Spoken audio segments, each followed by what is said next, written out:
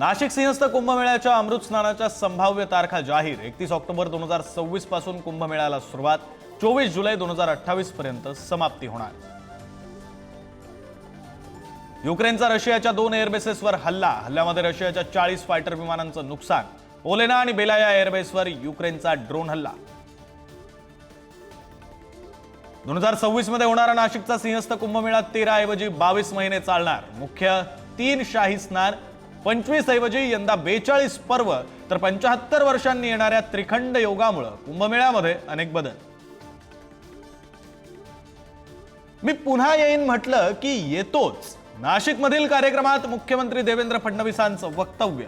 कामाची तपासणी करायला मी पुन्हा येईन, फडणवीसांनी अधिकाऱ्यांना दिली तंबी।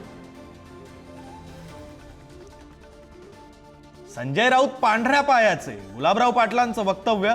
तर रेडे बदक कापून ज्यांना वाटतं आपण सत्तेवर आलो तेच अशी भाषा करतात, राऊतांकडून पाटलांचा समाचार।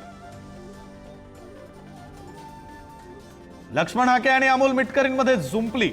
अमोल मिटकरी बावचाळलेत। हाकेंचा जोरदार हल्लाबोल, तर लक्ष्मण हाके तोडपाणी नेते असल्याचा मिटकरींचा पलटवार। सूरज चव्हाणांची एक्स पोस्ट करत हाकेंवर टीका।